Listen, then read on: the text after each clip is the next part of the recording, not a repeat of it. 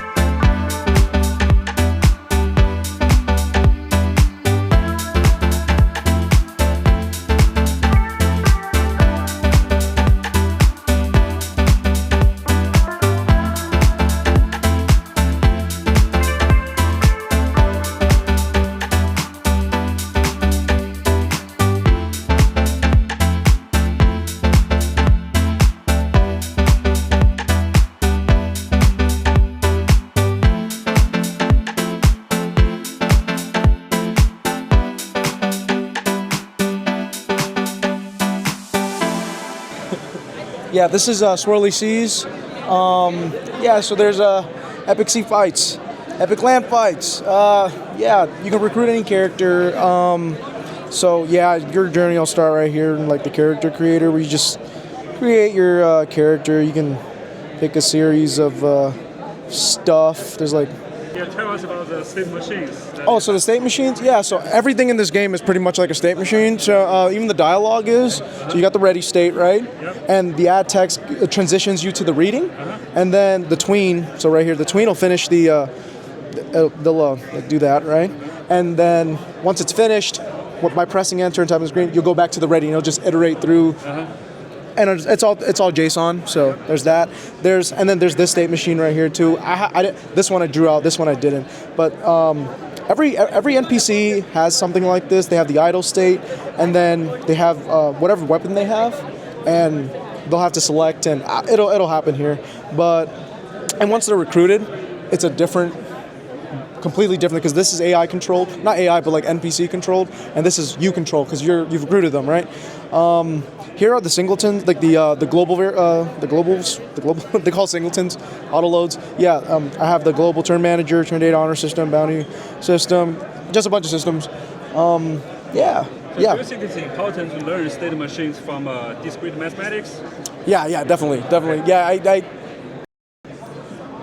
if it's not in a state machine, that could happen, right? While you're in a battle, there might be a bug, and like you can just freely move. So why not separate it, right? Why not separate the logic from when you can move freely to when you're in a battle, right? And so that's why I have, like, in the idle state, and for the player, the idle state is you controlling them, right? And so, but once you transition to a battle, like the select state, right, where you can select stuff, that's when, that's when you can't move freely, and it's a totally different logic. But the idle state's separate from the select state. The select state's separate from the battle select, like the move state, and they're all separate from each other, and they can't. bugs can't happen in between them. So it's really, it's really separated because that's what you want to reduce bugs. Yeah. Tell us about your project and tell us about the technology stack. All right, so our project is a carbon weighted traffic control system.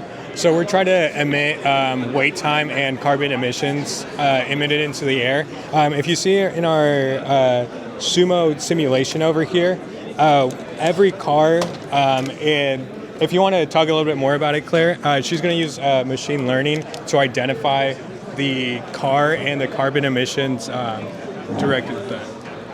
Yeah, so I am using, I got a image data set from the Beijing Institute of Technology. They had a big old data set about just, I think it was 900 pictures of just all different kinds of cars. And I used that data set to train a classification model in MATLAB to classify cars, so we can we'll use a simulation to train the model further. We'll get pictures of the cars and input them into the model. And then I also have data from the EPA that we're going to integrate to basically calculate so we classify the car and then we use that classification and we match it up with the type of car it is in the EPA data, and we get the carbon emissions from that, and then we'll use our algorithm to calculate how fast we should move the lights. And then you can talk about the algorithm. So I designed the custom traffic software that allows us to actually change the lights dynamically. And we use different weights for either carbon emissions or traffic density. And we determine these weights and actually decide whether to change the lights at the intersection. The plan is to hopefully get this to not just one light, but multiple lights after the fact. And then once we do that, we can actually compare all this data into the web dashboard that will get talked about later. And we also have a 3D simulation that uses the same simulation to actually visually see the traffic light. And then that will use our AI model and compare those vehicles and traffic emissions back into our traffic light algorithm. And Cooper is going to talk about how we implemented Carla into our 2D simulation. Yeah, so we have Sumo, which is the 2D simulation, and that's where all the traffic logic and the algorithm is connected to. But we wanted something visual, so when we're using machine learning, it picks up on the vehicles at the 3D traffic light in the simulation, and it's able to manipulate that traffic light according to the vehicles at the intersection. Basically trying to get it as close to real life as possible, so if we get the chance to implement it at an actual traffic light, it will be much more seamless. And so that was what my job was. My job was getting Carla to work with Sumo and also to communicate with the algorithm, because there's some code that they had. I had to integrate our algorithm with to work, and I also put cameras at the traffic light and had those saved to a file so that those can be eventually used to be input for the machine learning module. And the machine learning module will take those cars, classify them, and then input the data that it gets from it into the algorithm to be part of the weighting for the system. So my name is Olivia Roble, and our senior design project is a 911 audio typing simulator. So we have two different modes for this typing simulator that you can use to assess incoming operators and to help train them. The first is essentially a typical typing test. It tests your words per minute and your accuracy level. But you're only going to hear the audio. You're going to hear it as if you were getting a simulated call. So someone calls in, I have this emergency, yada yada, that this is what's happening to me.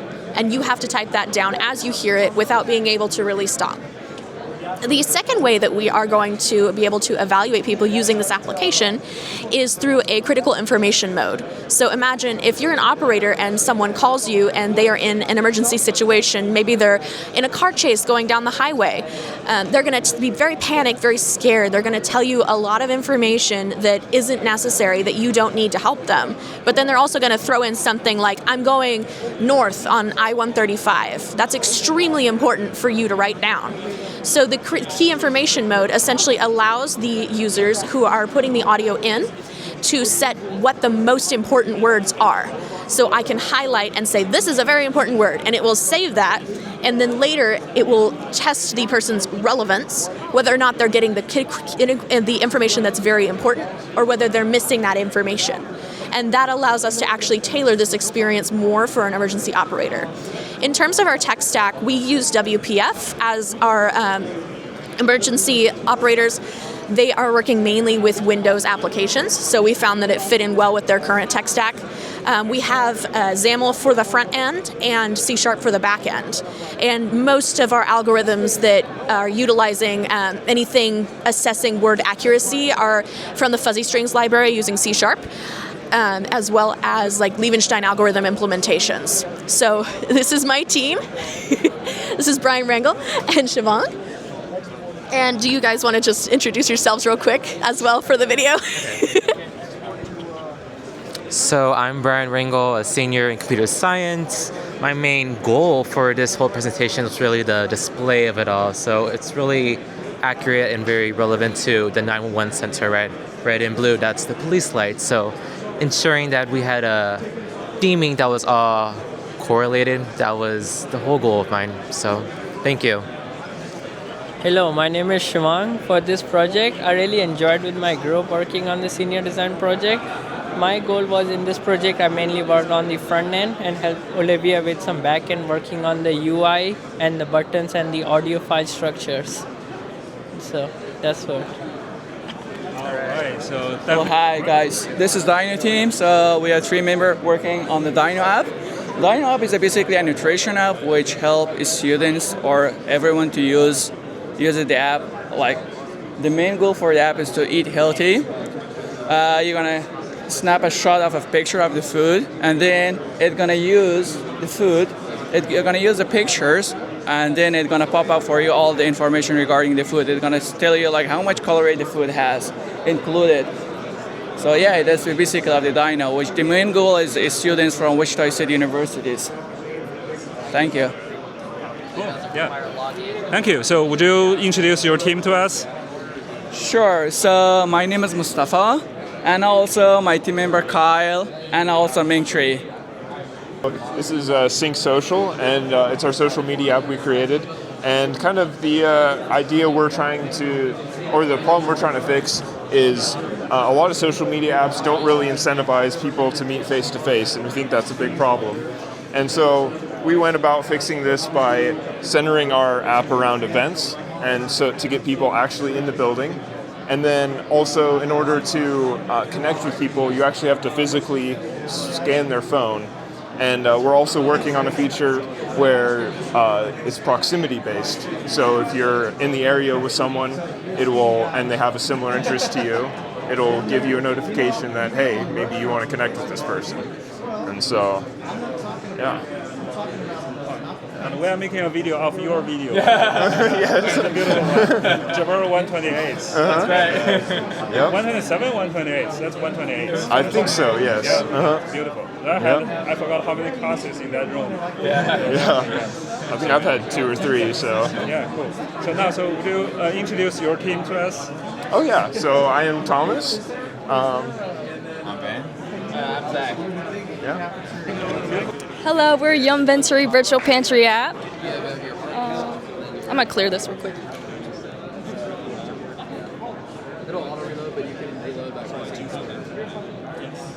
So how our app works, you first select ingredients, right? So for example, I'll do like 1 avocado.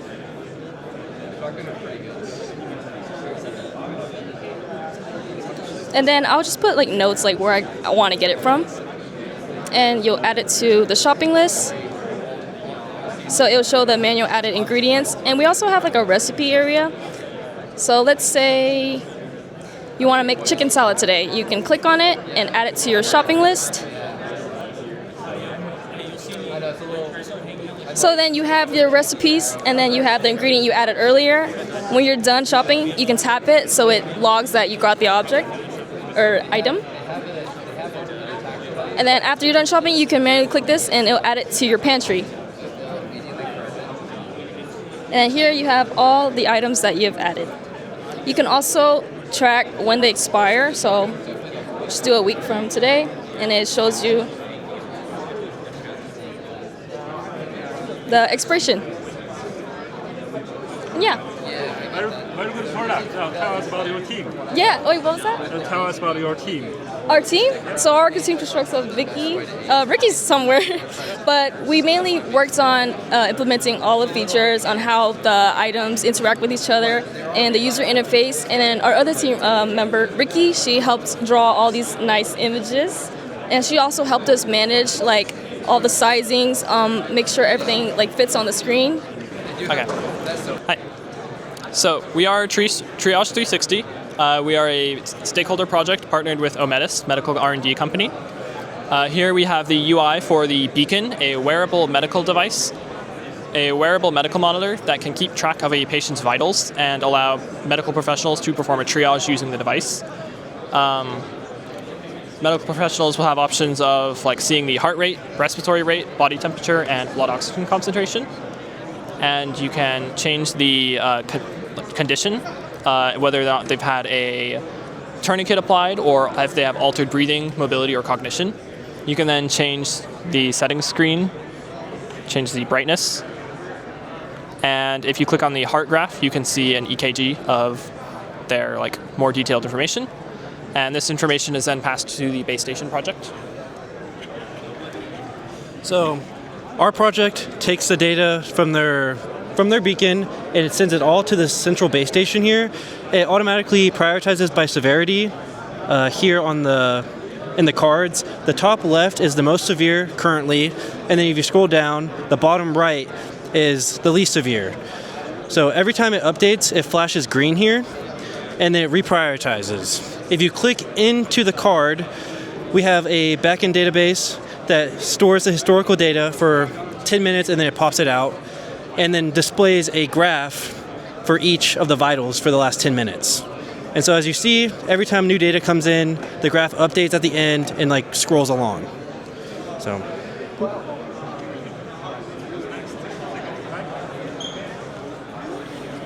Sure. So this is the Beacon UI. I'm sure you've heard from some of my team members about this already. Again, the intent behind this is that it gets implanted into the patient and then it relays all the data to the base station while also providing basics on how the patient is going. We can see from those arcs right here that it goes from green to yellow to red depending on the severity of each one. And you can also set certain things about like the conditions, such as whether a tourniquet was applied, if they have altered cognition, altered mobility, altered breathing. In this way, they can quickly do a triage in under 10 seconds and also quickly, at a glance, tell what's the severity of the patient they're looking at right now. This is good for monitoring from, away from the patients, but this is also very useful for checking the patient that's right in front of you. Our work was specifically the design, the UI design, and implementing it into a chip. We used LVGL, and overall, it works perfectly fine. We also have an ECG graph so that we can tell, even if their beats per minute is normal, we can tell if they have like an arrhythmia of sorts. This is all at the discretion of a medical professional. So for the main screen, we have, if I can get it to work. We have like our main buttons for like the main vitals, like heart rate, respiratory rate, blood oxygen concentration, and temperature. Each one will kind of give like an arc showing like the severity of how, where the vital is. Like red would kind of be like, oh, they're severe. Green would be that they're healthy, or like yellow, it's like, oh, it's getting bad. We also have like toggle buttons to see like whether like the tourniquet was applied, whether there's like altered cognition or altered mobility, and even if they're having trouble breathing. We kind of like kept them all together like in the small UI. Like the circles are gonna, like the bigger circles were gonna be for the more important vitals, and these toggle buttons were more smaller since they're less important than the main vitals. I don't know if you want to say that. Okay. So since we already know like these toggle buttons, so like the vitals are the main goal, for us to show the condition of the patient and the severity. So it should be like bigger in the visual than the other ones. The other one, the small buttons are not like much more important. It's just like to show if the condition is applied or not. So you don't need that much screen. So since the screen is like small, we need to kind of adjust like what is going on. We do have a setting screens that show the different kind of settings that you might want to use, but it's not like really important. So it goes to like a secondary screen, not like the main one. The slider is kind for the brightness and all, and we do have a light and dark mode. The color palettes of both the light and dark modes are different than the than each other, basically. So yeah. Thank you so much. All right, here we have a cool project, and it's a retro of the Intel 8286 CPU's UI. And Edward, would you like to take over the mic and tell us about your project? Hello. I can take it. Yeah. All right. I'm Edward Behrens, and I'd like to introduce you to the UI286 operating system. So, I'll start off with a quick question. How often do you have old computers lying around, collecting dust, not doing anything? Probably a few.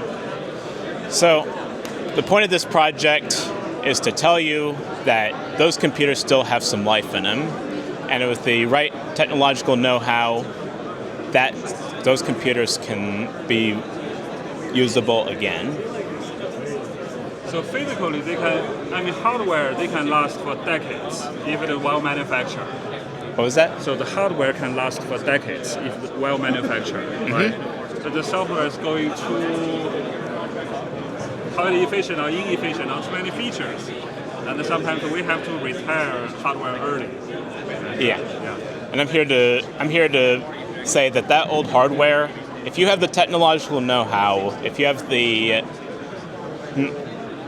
I'm not going to say it's as best as your gaming PC. That's not the point of the project. The point is that for simple tasks, like for example a text editor, those old computers can still have some life. So I'll quit talking and actually show you what goes on. So the first thing that I have, let me load up the command list. There are 3 applications. So there are 3 applications that I have. Ignore kernel.bin because that's the actual operating system itself. The first one that you can use is Snake.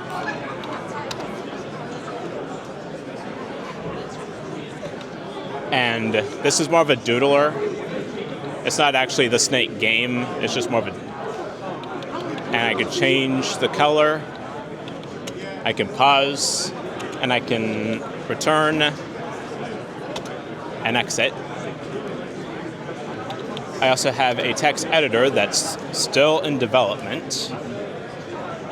So I'll just type in hello world. Yeah, number 1 phrase. And Control S actually exits. I do plan on having feature to save. And last but not least, here's the demo.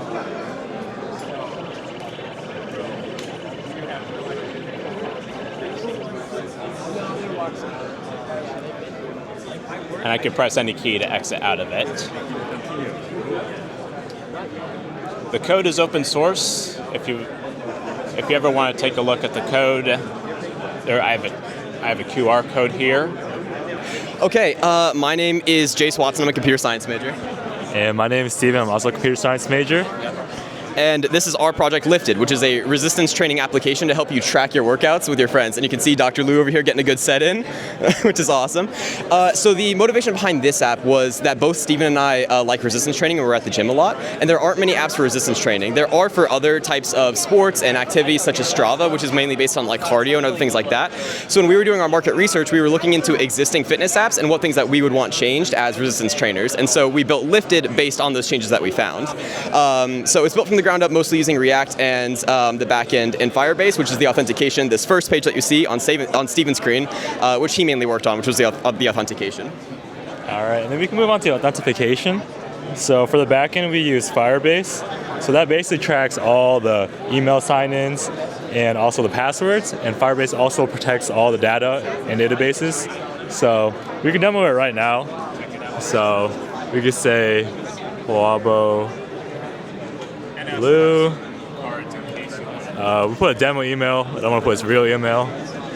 We do Wabo123 at, it's kind of hard to do with one hand, at gmail.com. Make a simple password, 123456. And 123456. And then we created an account. That's pretty much it. And then once you've created that new account, you go into your page. You can then log into the same account that you made because the stuff is stored in the Firebase that Steven worked on. And then once you're here, you can look at your progress. So this is some static data that you would see throughout a week of working out, for example, such as like total weight lifted, the amount of days, and the workouts that you did. You can also go to your feed, where you can see workouts that you did and workouts that your friends did. So as you can see, this was one person that we demoed to earlier. We're going to log Dr. Lou's workout here in just a second, but another one who came up here to the table did some sets of curls and lateral raises, and we went ahead and logged that so that other people can see. And so then when we log Dr. Lou's workout, we have the opportunity to do that as a single exercise or as a full workout, depending on what he did. This is helps fit different training styles based on different people, because we want this to be approachable for new lifters and experienced lifters, and make the ease of use and approachability to the app as seamless as possible. For this app, mostly, so it's cybersecurity's project, okay? And cybersecurity definitely so is a very important part, so in our daily life now, right? And we need to be trained and we need to be educated about them, okay? All right, so let's turn around and see our WuPark. So I'm Tristan Oxley, and this is our project WuPark. Essentially, problem statement is it's really hard to find parking on campus for students. It's always full, and our idea is to make an app or a website that would fix that. Essentially, we start with an image, we send it to a database, we process the image using computer vision and YOLO V8, and we map it onto the stalls to detect whether or not there's a car in each stall, and then we push that data to a website so you can see it in live time, whether or not so he can talk about the AWS and our website. So I'm Jacob Ranzaw, and so for this we chose to go with AWS. So right now our Pi backend just talks with one API that's pointed to a DynamoDB, and that will send the image JSON file. And we have a worker right now, a Lambda worker, that wakes up every time a new entry in that database shows up. And that'll take it and do our image processing, basically telling it, okay, well, this stall's empty or this is free. And once that happens, we wrap it up in a JSON and send it to another database. And then that's what our front end will call, is that API that's pointed to that database. And then we grab it, and you'll see the display on the front end. Yep, so he's going to put the cars just in whatever slots he wants. Okay, so this is the stage looking for parking spots. Yep. And so we're going to press space there to send. 2, 3, and 4. And then if you look here, you should see the exact update in just a couple seconds, and it updates right there. Cool. So, now, so let's try to park it in one spot. Just one? Yeah, just one. Which spot? Which spot you want? You get to choose. Anywhere you want. Yeah. All right, we're going for 8. All right, send it again. Mm-hmm. So by default, it's every 10 seconds. Right? Yeah. Okay. Yeah. All right. It just depends when, and there you go. So that's our demo. Okay. Cool. Thank you so much. So our project is the autonomous wheelchair. Is it okay if I move over to the front? So the goal of our project is to, let me go over to this side. That's a perfect spot. Yeah. The goal of our project is to create better mobility and safety for riders, have a robot that can, or wheelchair that can perceive the environment around it and get stable navigation from that robot. It uses LiDAR and RGB cameras to look at the environment around it. And we're working to incorporate ultra wideband so that it can follow a caregiver or even lead that caregiver around.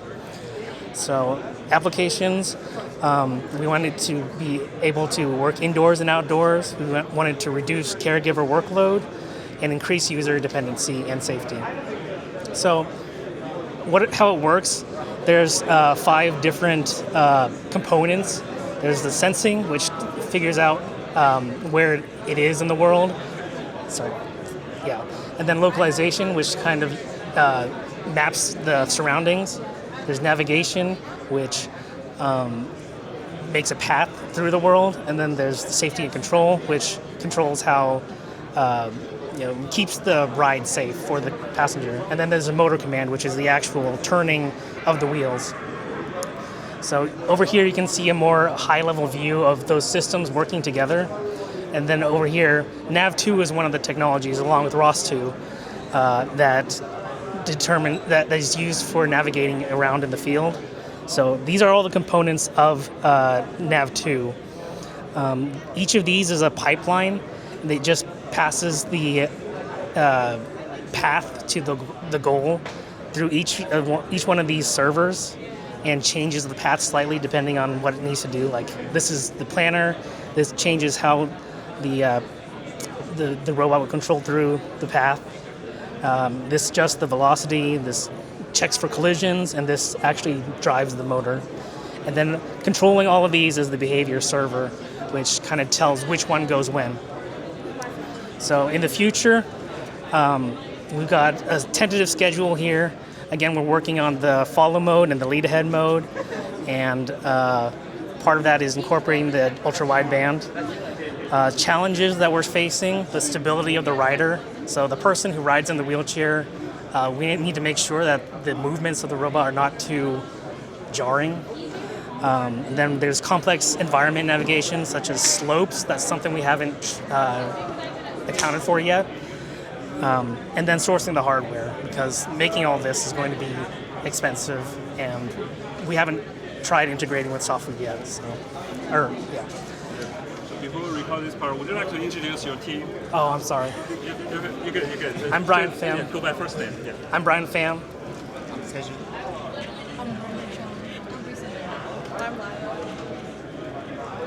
Beautiful team. Yeah, so let's see a demo. This is for the video of following mode. The blue, we're controlling the blue robot, and wheelchair is autonomously following it.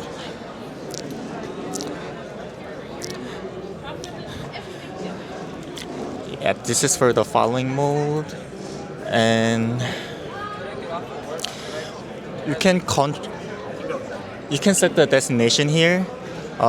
Whenever you give the destination, as you see, everything is detected by LiDAR and camera, and it's autonomously moving.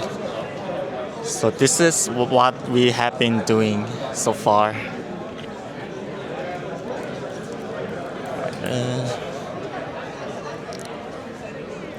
So wheelchair is driving up to 1.3 meter per second for user safety, and whenever obstacles within its safety area is autonomously slow down or stop before crashing it. Cool. Let's guys tell us about your project. Right. So what we have here is a chess AI that plays based on intuition rather than calculation. Okay. So what it's doing is it looks at the whole board and tries to piece together which pieces and squares are important. And then based on that, it decides what the best move is. So what this uses is a neural network called a transformer. What a transformer is a neural network that uses sequences of tokens to predict the next output. The most common usage is in large language models, where you have a sequence of words or characters given to the AI, and it's going to predict the next token. And this will lead to either text generation or just trying to fill in the blanks in sentences, and these could also be expanded to other things like DNA sequencing. Cool. Right, so as you can see here, it's showing the attention analysis. This is basically what the model is seeing on the board.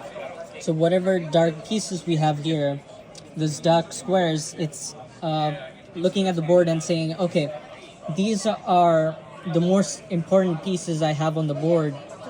And, this section of the board is where I need to focus compared to here, because that's where all the action is going on. I'm Benjamin Gorman. Dylan Bill. King Wayne. I'm Dylan Kazar. Yeah. Our project is retention pond depth map. Okay. So this project kind of has two facets. We have both a pretty comprehensive software stack and then physical hardware. For the physical hardware, we have an off-the-shelf RC boat. This is for Senior Design 1 with a depth sensor and then some other corresponding electronics here that send the data to our software. Yeah, that's a receiver, right? Yes, and then the receiver is plugged into the software, where you can see the live bottom of the pond and also the live location of the boat as well. You can start your scan whenever you want, or you can pause it if you want to move the boat to wherever you want it to be, and then you can start it again. But then when you pause it, you can also save the run into a local database. Yep. Save the run. I like it. Sorry. And when we collect the longitude, latitude, and depth, and we will use that to generate a 3D model to design the pond map. I think that pretty much covers it, right? Yeah. So that if you look right here, you can actually see we're getting longitude, latitude, and altitude. The altitude's not great because we're in a big metal box, but the distance is accurate. Yeah. So if I pick up the boat right here just a little bit, change the distance, you'll see that it changed on here. See it right there, it's 42 instead of 27. Yep.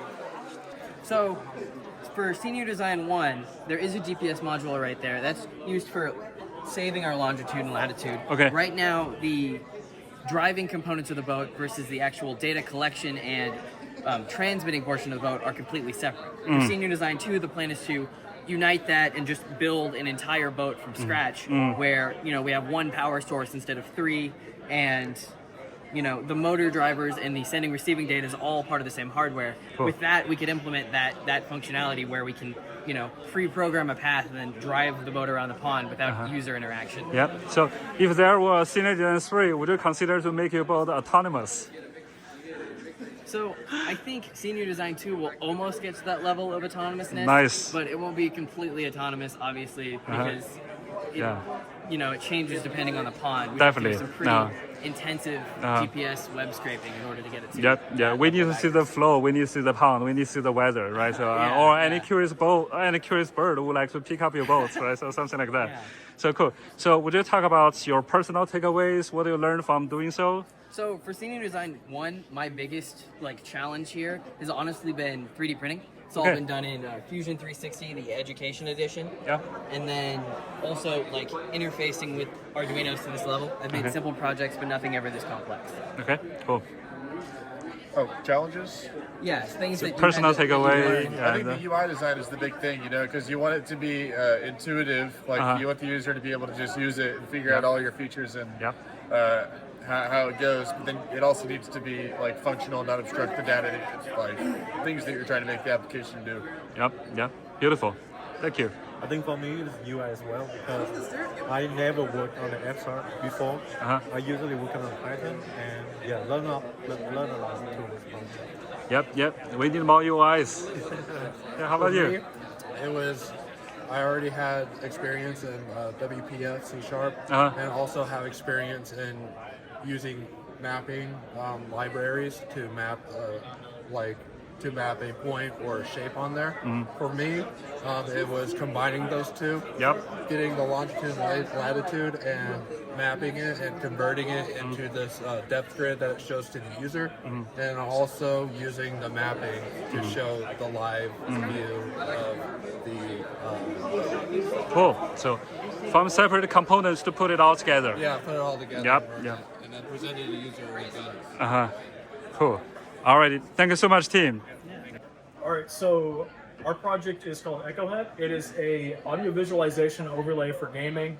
It's meant as an accessibility tool if you want that, but we made it because we love to listen to music and listen to other things while we play video games. But we need to know the state of the game audio to know if there's like people behind us or whatever for like more competitive first-person shooter type games where you hear footsteps and stuff like that. Yeah. So if you want to take a look at the screen from the demo, this is one of our overlays. We have a couple different overlays. Right now it's just displaying the state of each of the surround channels.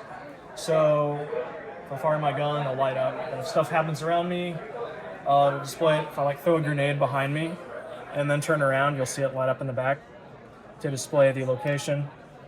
I can switch to one of our other overlays here. Most people seem to like this one better from the people we've shown it to, us included. I like this overlay the best when I use it. But so it just displays sound around the outside. This is made as an alternative to really the only existing other solution on the market, which is called Audio Radar, and it's a hardware solution where you have several bars on the outside of your monitor that light up whenever there's sound in a certain surround channel. This is exactly what that does, except it's all software, no hardware. Audio Radar costs like $350 or something. This would be like $5 if you resell it. Didn't take up any room on your desk either, just all the software. Okay. Software overlay versus the hardware. Exactly. Yep. Yeah. Okay. Cool. So would you talk about the takeaways from doing this project? Yeah, so I personally have learned a lot about audio processing. Yeah. And of course a lot about version control because with such a large project there's a lot of version control that goes into it. And also just working in a team. We've learned a lot just working together, taking on different roles, implementing features, merging feature branches, and yeah, also just trying to think from the mind of a customer, like what would they want to see, what would they want to be able to customize. So yeah, those are my main takeaways. Yep. Going from user's perspective. Yep. Okay. I'd have to say the same, really, because this was very similar to like what we would have in real world experience with, again, dealing with the whole team, version control, agile methodology, working, having a timeline with different deadlines, just like the sprints. So this was a pretty good form of getting that first taste of what it would be like to work an industry job like as a team. Cool. Yeah. Thank you. Yeah. And I learned a lot, same stuff as them, of course. I focused on a lot of like audio processing stuff, so I learned about like real-time data processing and Python and stuff like that. Yeah. I've never had any experience with it before. It's really interesting. Yeah, you guys should come back to give us a lesson or give us a class on audio processing. Yeah. This is our Android AI personal assistant. So essentially, we wanted organizing their life. They are creating events. They are scheduling bookings, and they all organize that through Google Calendar apps and Outlook. But what we wanted to do is we wanted to take those traditional apps and add action to it. So, and an action in a way of like a personal assistant type.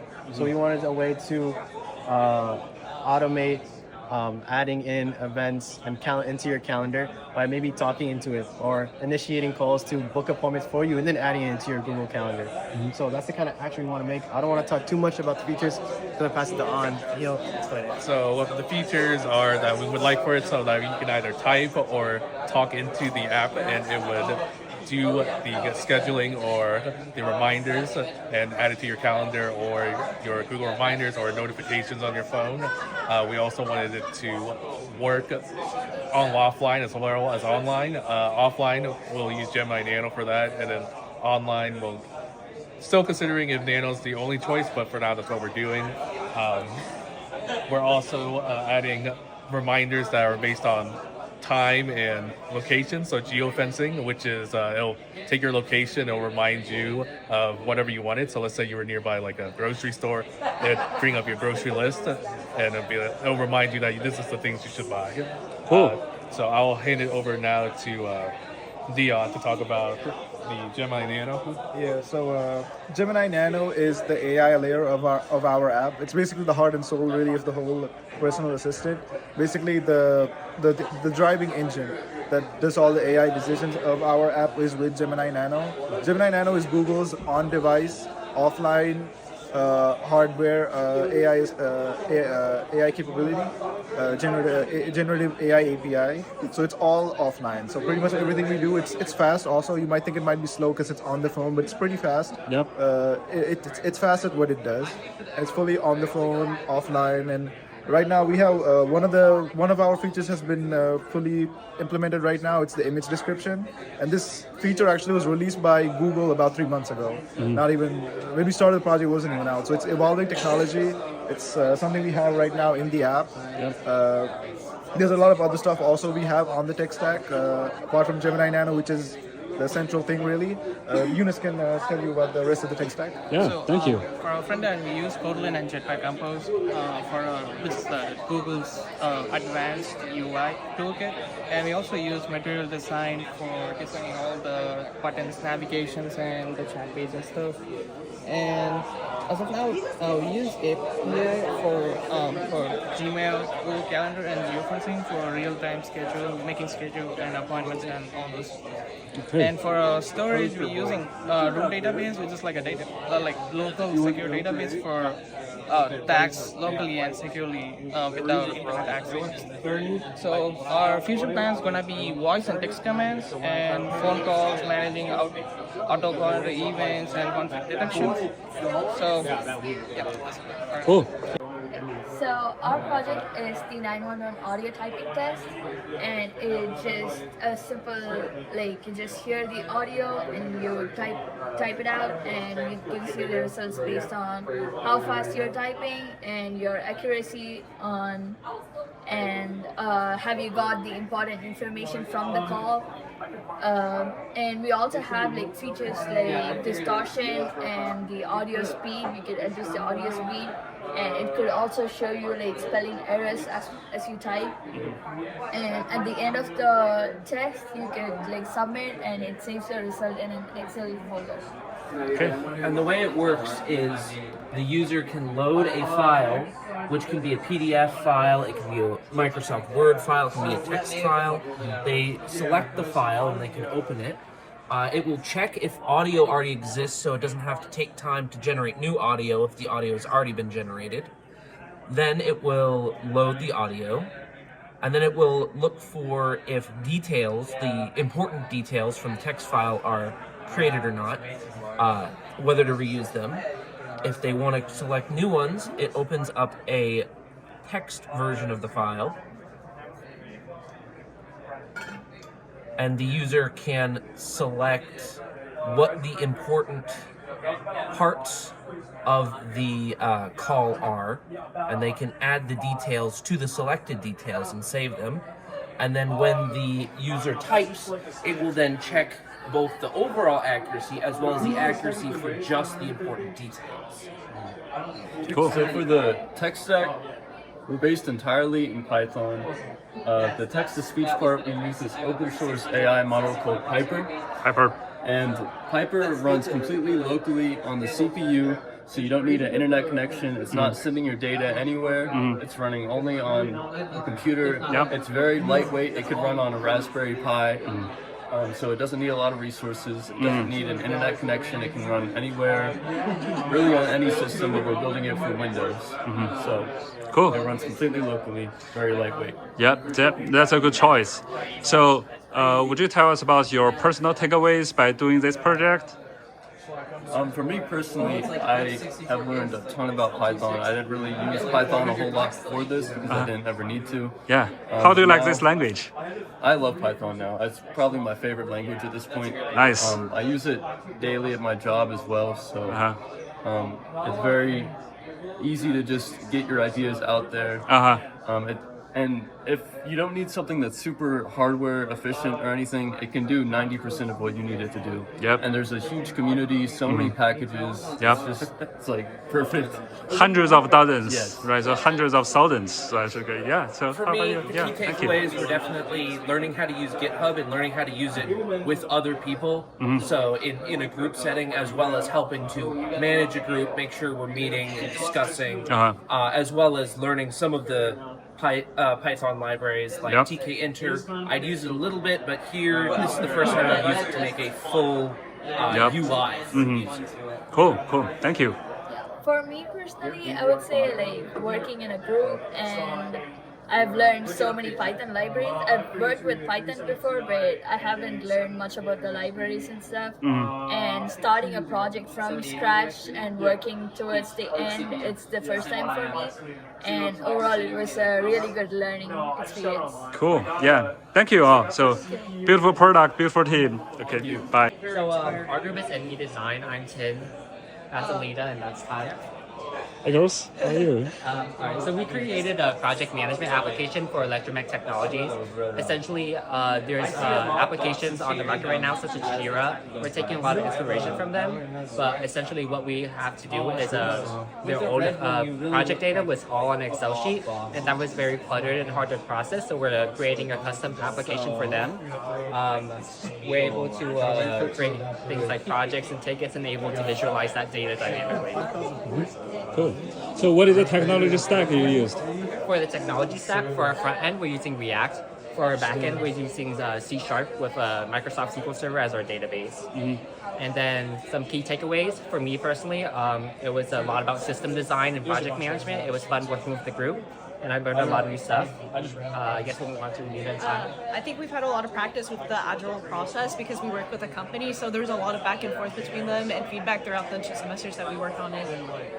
I think it's experience working with a real life problem, and also work with the front end, new language, C#, and then front end React. Also that using GitHub, Git, I had to use it. Yeah, so professional tools for software development. So, thank you so much. All right. Hi, my name is Valeria, and I did the ICT Foodtruck app. The reason I made this app is because I love food trucks. With this app, you'll be able to track food trucks and discover new food trucks. The key functionalities of the app are that you can create an account as a food truck owner or as a customer. Food truck owners have different functionalities. They can create their food trucks and create events. As a customer and a food truck owner, you can like